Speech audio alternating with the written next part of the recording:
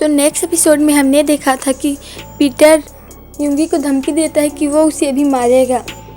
अब आगे वीडियो में आगे बढ़ने से पहले अगर आप मेरे चैनल पर नए हैं तो चैनल को सब्सक्राइब करके बेल आइकन को हिट कर दें, लाइक करें, कमेंट करें, शेयर करें और कमेंट करके मुझे आपका फेवरेट पार्ट बताएं। तो चलिए अब आगे बढ़ते हैं। तुम खुद को कुछ ज़्यादा ही होशियार समझते हो ना? हाँ, समझोगे भी क्यों नहीं। आजकल मैं तुम्हें पीट जो नहीं रहा हूँ, पीटर ने हंसते हुए कहा। गार्ड, पीटर ने चिल्लाया। एक गार्ड वहाँ चाबुक लेके आया। अब देखता हूँ तुम अपना मुंह कैसे नहीं खोलोगे, पीटर ने कहा और उसने चाबुक पे अपनी पकड़ मजबूत कर ली। उसने ज़ोर से युंगी की पीठ में चाबुक चलाया। बहुत ज़ोर से आवाज़ आई। उसी तरह उसने 3-4 बार कराया। जब 5वीं बार वो युंगी को मारने के लिए चाबुक उठा ही रहा था, तभी उसके पास उसका एक आदमी आया। बॉस, उस आदमी ने कहा, मैंने कहा था मैं जब किसी को टॉर्चर करता हूँ तो उस वक्त कोई मत आओ।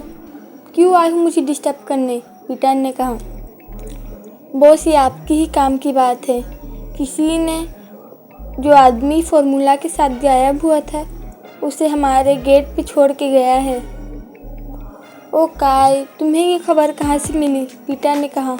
मुझे नहीं पता। जब मैं कुछ काम से अंदर जा रहा था तो सभी बात कर रहे थे, तो मैं गेट के पास जाकर देखा तो वहाँ पर वही फॉर्मूला वाला आदमी था, लेकिन उसका शरीर पूरा नीला पड़ चुका है, काई ने कहा। ओ गॉड, चलो अब यहाँ से, तुम्हें तो मैं बाद में देखता हूँ। इतना बोलकर पीटर वहाँ से चला गया। युंगी, जिसका पूरा पीठ लाल हो चुका था और उसके लिप्स के कॉर्नर से ब्लड आ रहा था। आखिर मुझे इस नर्क से छुट्टी कब मिलेगा? युंगी ने सीधा बैठते हुए कहा। वहीं दूसरी ओर पीटर की तरफ पीटर और काई दोनों ही उनके गेट के पास पहुँचे। वहाँ पर किसी ने उस फॉर्मूला वाले आदमी को छोड़ दिया था। उसका पूरा शरीर नीला पड़ गया था। ऐसा लग रहा था जैसे जहर पूरी उसके शरीर में फैल गया है। काई ने कहा, बॉस, उसके हाथ में कोई कागज है। गार्ड्स, पीटर ने चिल्लाया।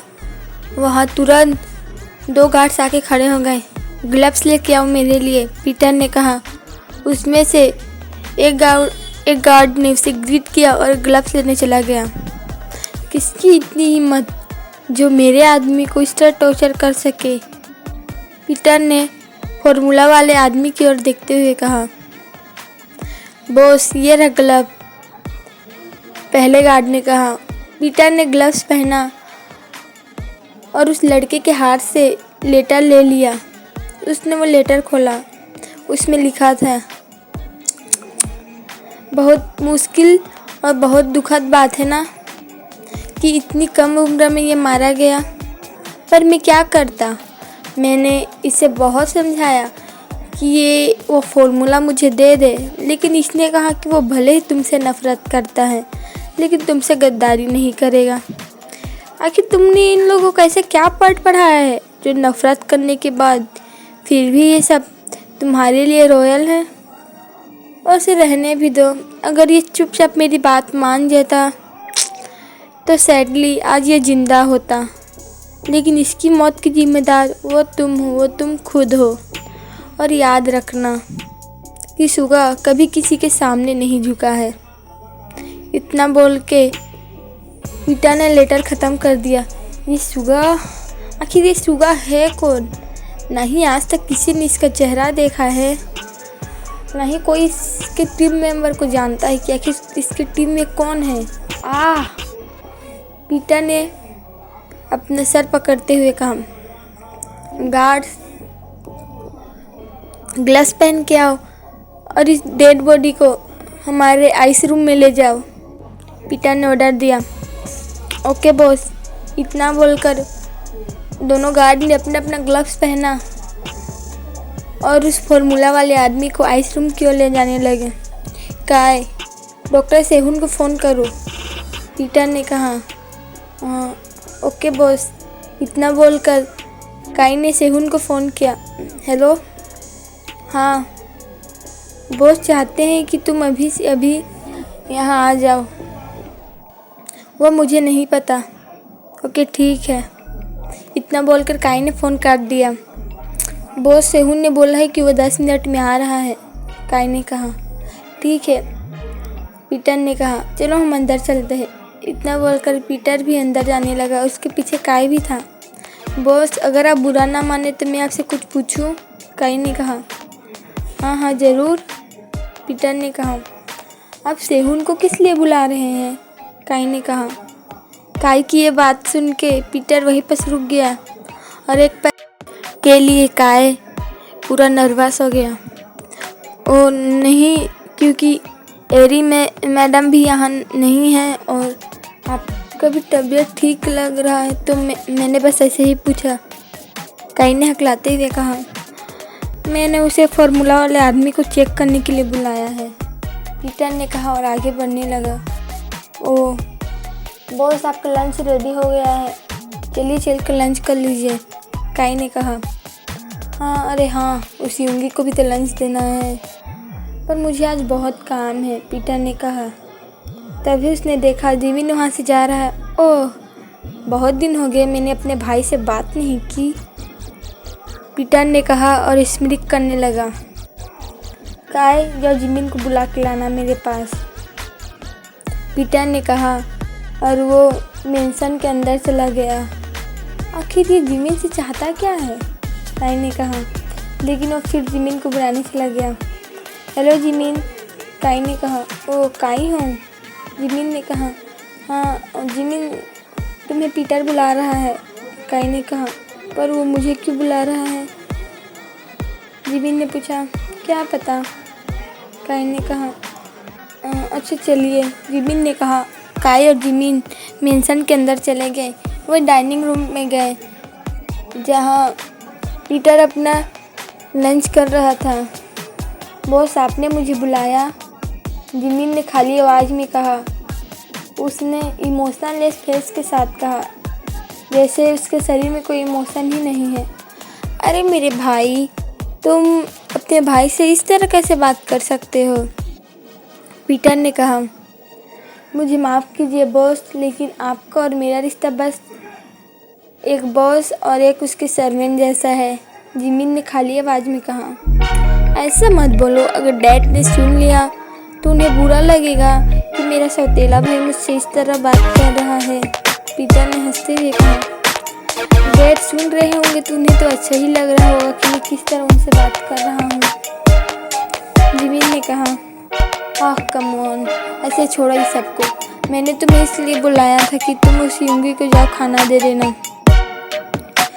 पीटर ने जिमिन से कहा पर उसे तो रोज आप खाना देने जाते हैं ना। जिमिन ने कहा हाँ लेकिन आज मुझे काम है, और वैसे भी तुम भी तो फ्री ही रहते हो। पीटर ने कहा ठीक है तो मैं चलता हूँ। जिमिन ने कहा तुम कहाँ जा रहे हो? खाना तो उसका लेकर जाओ। पीटर ने कहा। जिमिन ने मन में सोचा अरे हाँ यही खाना ना ये लोग उसे देते हैं। ठीक है। इतना बोलकर वो एक मेट के हाथ से बॉल लेकर वहाँ से चला गया। काई ने कहा काई तुम्हें कुछ कहना है? पीटर ने कहा ओ बॉस, मैं कह रहा था कि क्या मुझे आज थोड़ी जल्दी छुट्टी मिल सकती है? काई ने कहा जल्दी छुट्टी? पर किस लिए? पीटर ने कहा वो मुझे तुम्हें क्या हुआ? पीटर ने कहा तुम्हारे गाल लाल क्यों हो रहे हैं? क्या तुम्हारी तबीयत ठीक नहीं है? नहीं ऐसी कोई बात नहीं बॉस, वो दरअसल। काई ने हकलाते हुए कहा और नीचे देखने लगा। मैं समझ गया। पीटर ने कहा। पीटर की ये आवाज़ सुन के काई पूरा नर्वस होकर पीटर की ओर ही देखने लगा, जैसे कि उसे डर लग रहा है कि कहीं वो पकड़ा ना गया हो। तुम जरूर डेट पे जा रहे हो ना? पीटर ने कहा हाँ डेट हाँ मैं डेट पे जा रहा हूँ। काई ने कहा तो क्या मैं जा सकता हूँ? काई ने कहा जा सकते हो, पर पहले बताओ वो है कौन? पीटर पीटर ने कहा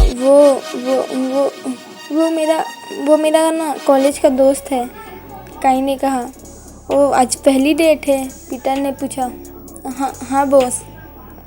काई ने कहा ओके ठीक है जाओ। पीटर ने कहा बॉस आपको कैसे पता चला कि मैं डेट पे जा रहा हूँ? काई ने कहा ओ कम ऑन मैन, जब मैं तुम्हारी उम्र में था तो मैं भी ऐसे ही कुछ किया करता था। पीटर ने कहा और अपना खाना खाने लगा। ओके बॉस मैं यहाँ से जाता हूँ। काई ने कहा। काई ने मन में सोचा बॉस आप जब मेरी उम्र में थे तो आप इतने बुद्धू थे। काई ने कहा लेकिन स्मिक करके वहाँ से चला गया। काई की स्मिक को पीटर नहीं देख पाया क्योंकि वो अपना खाना खाने में बिजी था। थोड़ी देर बाद वहाँ डॉक्टर भी आ गया। हेलो पीटर, सेहून ने कहा। और डॉक्टर सेहून आओ बैठो, आओ मेरे साथ लंच करो। पीटर ने कहा मुझे माफ़ कीजिएगा बॉस, लेकिन मैं लंच करके आया हूँ। आपने मुझे किस काम के लिए बुलाया है? सेहून ने पूछा। ओ कम ऑन मैन, तुम लंच करके आए हो लेकिन मैं तो नहीं, मुझे लंच करने दो, तब तक तुम मेंशन घूम सकते हो। पीटर ने कहा ओके ठीक है। इतना बोलकर सेहून वहाँ से चला गया। वहीं दूसरी ओर जिमिन जो युंगी के लिए खाना लेकर जा रहा था, तभी उसे बीच में जंगकुक मिला। योंग आप आज खाना लेकर क्यों जा रहे हो? मेरा मतलब आप जाते हो खाना लेकिन आज ये वाला खाना? जंगकुक ने पूछा। बॉस ने कहा कि आज मैं उसे खाना दे दूं क्योंकि वो बिजी है। जिमिन ने कहा ओ फिर तो आपको अपने साथ फर्स्ट एड किट भी लेके जाना चाहिए। जंगकुक ने कहा फर्स्ट एड किट मतलब क्या उसने फिर उसे मारा है? जिमिन ने पूछा। क्योंकि जो फॉर्मूला वाला आदमी गायब हुआ था तो पीटर को लग रहा है कि युंगी ने ही उसे गायब कराया था। जंगकुक ने कहा ओ मैन, ये आदमी खुद को समझता क्या है? एक तो बेचारे को काल कोठरी में बंद करके रखा और कैसे मरा हुआ खाना उसे देते हैं, और वो ऐसा सोच भी कैसे सकता है कि वो उस फॉर्मूला वाले आदमी को गायब करवाएगा। हे भगवान, पता नहीं क्या होगा। जिमिन ने कहा योंग आप जाओ, मैं फर्स्ट एड किट लेके आता हूँ। जंगकुक ने कहा कोई बात नहीं जंगकुक, मैं उधर ही जा रहा हूँ, मैं अपने रूम से ले लूँगा, तुम अपने काम पे जाओ, वरना उसे पता चलेगा तो फिर चिल्लाएगा। जिमिन ने कहा अच्छा ठीक है योंग, मैं चलता हूँ। इतना बोलकर जंगकुक वहाँ से चला गया। जिमिन वहाँ से अपने रूम में गया। रूम से उसने कुछ खाने के लिए लिया, कुछ ड्रिंक्स ली और एक फर्स्ट एड किट लिया और युंगी के सेल की ओर जाने लगा। उसने देखा कि युंगी अधमरी हालत में था। योंग आप ठीक तो है ना? जिमिन ने कहा। युंगी के मुंह पे पानी डालते हुए कहता है आप ठीक तो हो ना योंग? वो ऐसा कर भी कैसे सकता है? क्या उसके हाथ नहीं कांपे आपको मारते हुए? जिमिन ने कहा। जिमिन देख के युंगी ने कहा हाँ। जिमिन ने कहा और सुगा की शर्ट के बटन ओपन करने लगा। ये तुम क्या कर रहे हो? युंगी ने कहा क्या मैं आपकी चोट देखूंगा तो उस पर दवाई लगाऊंगा? जिमिन ने कहा और धीरे धीरे करके उसने युंगी के सारे बटन खोल दिया, उसका सर भी खोल दिया। मुझे देखकर कितना बुरा लग रहा। वो एक नंबर का डेविल है, उसे तो नर्क में भी जगह नहीं मिलेगी। ज़रूर देखना, उसे भगवान तेल में तलेंगे, उसे भी बहुत दर्द होगा। जिमिन ने पीटर को गालियाँ देते हुए युंगी का फर्स्ट एड किया। योंग आप खा लो, उसके बाद दवाई खा के सो जाना, फिर आपको कुछ राहत मिलेगा। जिमिन ने कहा और मैं रात में भी आपको दवाई दे दूंगा, उससे आप जल्दी ठीक हो जाओगे। जिमिन ने कहा अच्छा ठीक है। इतना बोलकर सुगा जिमिन का लाया हुआ खाना खाने लगा। योंग उसने आपको क्यों पकड़ के रखा है? जिमिन ने पूछा। तो सुगा ने भी उसे वही अपनी कहानी बता दी कि किस तरह वो क्लब में गया, फिर वो वहाँ बेहोश हो गया। जब उसकी आँखें खुली तो वो यहाँ था। पर पीटर हमेशा बोलता है कि आप सुगा गैंग के मेंबर हो। जिमिन ने कहा, सुगा? मैं तो नाम पहली बार पीटर के मुँह से सुना था और मैं इसका गैंग का मेंबर हो भी कैसे सकता हूँ। मैं पहले अमेरिका में रहता था, मैं तो कोरिया अभी आया था और आते साथ मेरे साथ ये सब होने लगा।